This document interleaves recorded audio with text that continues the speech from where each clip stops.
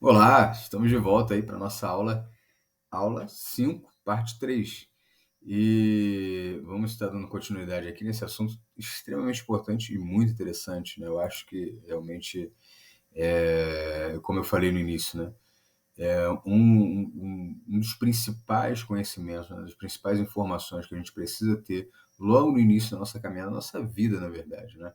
Mas, infelizmente, é, devido a algumas coisas, né, que geralmente acontecem na vida, ou que funcionam até como padrão, a gente não tem esse tipo de entendimento. Mas chega o momento onde a gente tem aí o privilégio de receber o ensinamento da parte de Deus, né? A Bíblia é o livro de sabedoria e que traz toda essa fonte de informação importante para que a gente possa aí nos desenvolver. A gente tem esse assunto sobre a resistência mental. A gente já vem falando sobre algumas coisas, já falamos sobre o raciocínio motivado, sobre viés de confirmação, já falamos sobre a dissonância cognitiva e agora, né, a gente falamos aqui sobre o desconforto, né, que é causado pela dissonância cognitiva, inclusive já falamos sobre a dissonância cognitiva, e agora a gente vai ver aqui, né, um slidezinho onde a gente vê o que acontece, né? Como que funciona isso daí, uma coisa para ficar mais didático, a gente conseguir entender bem como que é essa dinâmica. Então, a pessoa está ali, né, vamos colocar assim, a gente está ali numa condição de harmonia cognitiva, né, onde as minhas crenças estão no mesmo nível, ou muito próximo disso, do meu comportamento. Né? Por que as pessoas, inclusive a Bíblia fala sobre isso, as pessoas rejeitam o conhecimento da palavra? Por que hoje a gente tem milhares de denominações? Por que existe essa diversidade? Porque as pessoas não querem que essa harmonia cognitiva, em nenhum momento, nem por um instante, seja abalada. Porque a gente veio aqui no segundo ponto aqui, ó, harmonia cognitiva, aí a segunda etapa aqui, harmonia cognitiva mais o agente externo opositor. O que isso vai gerar? Potencial risco de dissonância cognitiva. Por que é um potencial? Porque ela não acontece de imediato, que para acontecer eu tenho que reconhecer que eu preciso mudar. Se eu não reconhecer que eu preciso mudar, a dissonância cognitiva ela não vai acontecer e, consequentemente, o desconforto não vai acontecer, porque o desconforto ele é gerado pela dissonância cognitiva, quando as minhas ações não correspondem às minhas crenças. Então, se eu estou praticando alguma coisa que eu sei e aceitei que é errado, ou eu mudo ou eu vou sofrer com aquilo. Eu vou ter um desconforto, eu vou ter um peso, e isso não é bom para a nossa riqueza. O que é a nossa riqueza? A nossa frequência. A nossa frequência vai ser afetada, a gente vai perceber isso na nossa condição emocional e a gente vai procurar mudar isso de alguma forma. Então, na verdade, isso daqui é uma coisa muito profunda, mas para a gente entender dentro desse contexto, dentro desse assunto que a gente está trazendo, isso daqui já vai ser libertador para você. Porque a gente está lá na harmonia cognitiva, chega uma informação, por que a gente não gosta a gente que eu digo assim, o ser humano de um modo geral, do pregador, daquele que prega realmente a mensagem?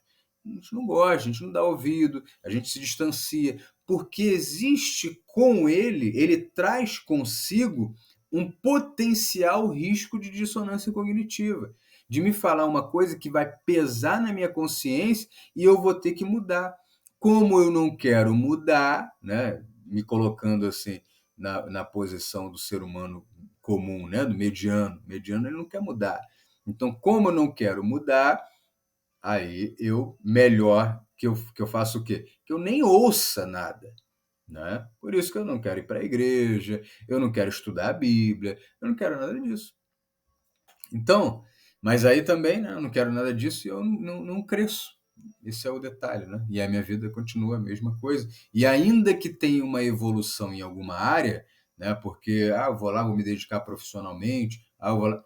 É um crescimento que, assim, é como Jesus falou, tá edificando na areia. Aí daqui a pouco vem um problema, acabou, desaba. Como eu não consigo esquecer de um exemplo, de um de muitos exemplos, mas esse é um exemplo também muito marcante, de um empresário que quebrou, chegou em casa, matou a família e se matou. Construiu onde? Na palavra? O alicerce estava na rocha? Não estava. Então construiu na areia e ali pensou que estava crescendo, mas não existe crescimento, não existe alta performance, não existe desenvolvimento pessoal, não existe vida plena sem um relacionamento com Deus. Ponto. Independente. Ah, não concordo. Não concorde, mas essa é a realidade. E pronto. Entendeu? Essa é a realidade. Sem um relacionamento com Deus, não tem desenvolvimento verdadeiro, desenvolvimento estruturado, desenvolvimento alicerçado, desenvolvimento fortalecido. Não tem. A pessoa está vulnerável, vulnerável. O momento que o adversário quiser e o Senhor Deus permitir, acabou aquilo que é visto como sucesso na vida da pessoa. Então a gente tem aqui essas etapas onde a pessoa está lá em harmonia cognitiva, ou seja, estou bem, vamos colocar um exemplo lá, voltando ao exemplo do glúten, estou comendo meu pãozinho todo dia de manhã, 1, 2, 3 pães que seja, estou lá. Aí vem alguém e fala assim, o glúten faz mal, o fermento do pão faz mal, o pão tem açúcar, o sal presente, ou seja, é um misto de coisa ruim que tem hoje. O pão, você pode fazer inclusive um pão saudável, mas esse pão que a gente tem, o que acontece? Tem um curso também sobre vigilância, que fala sobre vigilância, que fala sobre ingenuidade, que fala sobre estar atento às coisas. Nesse curso, a gente fala sobre a necessidade de ser esperto, de ser prudente. E aí você pensa, por quê? A gente está num sistema, como diz a Bíblia, um sistema que jaz no maligno. Esse sistema operado, né, em, digamos assim, em última instância, né, lá no topo da pirâmide, próprio Satanás, e se ele quer prejudicar a vida das pessoas, se ele quer tornar as pessoas cognitivamente, quer que haja um declínio, quer que haja uma deficiência cognitiva, se ele quer tornar as pessoas com lentas, entendeu? Doentes em todos os sentidos, desespiritualizadas, vamos dizer assim, né? Sem uma espiritualidade, o que ele tem que fazer? Ele tem que trabalhar em coisas que envolvem a vida de todo mundo.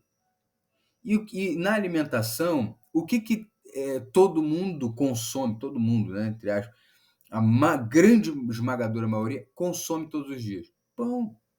Se eu quero prejudicar a humanidade através da alimentação, eu vou trabalhar nos elementos de consumo diário. Então, eu vou trabalhar no açúcar, eu vou trabalhar na farinha, porque está presente no nosso dia a dia. Então, a gente tem que ter isso em mente. Então, só abrindo um parênteses aqui para a gente falar um pouquinho sobre isso. O que acontece? Aí tá lá, falou, não, o pão faz mal. O que eu posso fazer?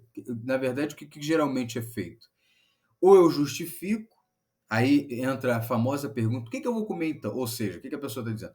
Não tem mais nada para comer no lugar do pão, eu tenho que comer pão. Ou seja, querendo justificar. Quando é apresentada uma alternativa, a pessoa ou ela abraça essa alternativa, fala, poxa, realmente tem isso. Ou ela vai continuar justificando, ou ela vai, como a gente falou, fingir demência completamente e vai dar de louca e vai continuar comendo pão. Independente. Você vai mostrar artigo científico, você vai mostrar estudos de caso, você vai mostrar uma série de coisas. Você vai provar a pessoa que faz mal. Não tem problema não, porque meu avô comia, meu pai comia, não teve problema nenhum. E não importa o quanto que você explique que hoje é a composição de hoje, é a farinha de hoje, é o trigo de hoje que faz mal, né? Não vai adiantar. Então aí, por quê? Porque seguindo essa linha aqui, potencial risco de dissonância cognitiva, o terceiro ponto, se a pessoa realmente entender, poxa, faz mal, caramba, então vou ter que mudar. E pronto, gerou desconforto. Porque a mudança, nem o cérebro quer mudança. O cérebro ele consome 25% do oxigênio que a gente consome, 20% das calorias que a gente ingere. Então, é muito exigente. Então, assim, qual é o ideal? É manter tudo como está. É aí onde se formam os hábitos. Então, ali, não. Cancela isso aí, anula essa parada aqui, senão a gente vai ter que começar a pensar, vai ter que começar a criar hábitos novos. Não, vai exigir muito. Mas esse é o único caminho do crescimento. Então, gera o desconforto. Vai ocorrer o quê? Um raciocínio motivado, que a emoção entra em ação, e aí o viés de confirmação, conforme a gente já explicou, acontece. Eu quero confirmar aquilo que eu já acredito. Então, se chega duas pessoas e falam assim, glúten faz mal, e eu como pão, e o outro fala glúten faz bem, o que eu vou fazer? Esse daí que falou que glúten faz mal, não é cara doido. O outro lá falou que faz bem. Não interessa se esse aqui apresentou 30 artigos científicos e o outro não apresentou nada. Ele simplesmente falou assim, eu sou médico, eu sou doutor, eu sou sei lá o quê, eu sou nutricionista, glúten faz bem. Ah, viu? Tá vendo? Glúten faz bem. Não quero mais saber de nada. Porque a tendência é confirmar o que eu acredito que é certo, que eu quero confirmar, e excluir toda informação, minimizar o impacto ao máximo de toda informação que for contrária a isso. E ponto. Só isso. E é isso que acontece.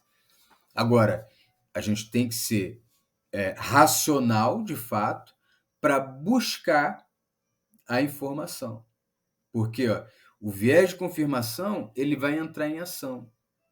Mas se eu entendo, presta atenção, se eu entendo que esse viés de confirmação ele está acontecendo, o que eu vou fazer? Eu vou procurar não ser influenciado pela emoção no meu raciocínio, mas pela moral, pelo raciocínio de fato, raciocínio lógico, pela lógica. Ah, é isso, acontece com todo mundo, existe uma grande probabilidade de causar um problema para mim também, né? E em um momento ou outro, provavelmente isso vai causar. E enquanto não causar, meu corpo ele vai ter que disponibilizar nutrientes para trabalhar com aquela quantidade de toxina. Não é bom para mim. Então, vamos ver o que a gente pode fazer. Para quê? Porque depois dessa fase, a gente entra, na verdade, numa harmonia cognitiva novamente, porque a gente eleva o nosso comportamento ao nível da crença, da nova crença, né?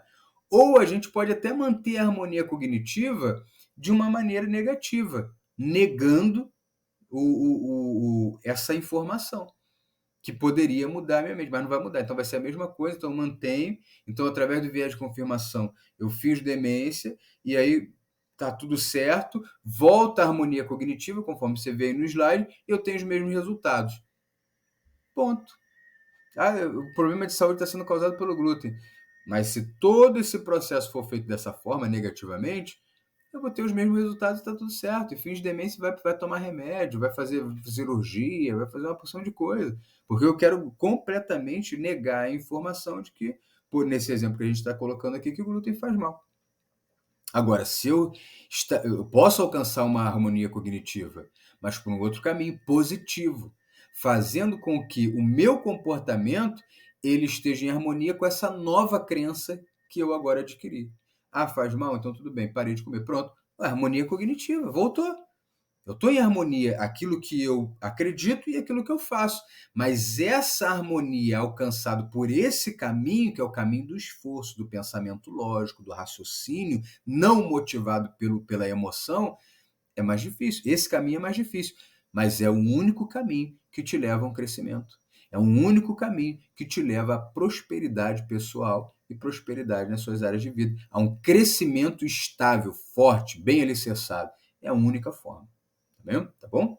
Então a gente vai aqui agora para a próxima parte, que é a parte 4 da aula 5, né? Onde a gente está falando sobre a oposição, a resistência mental.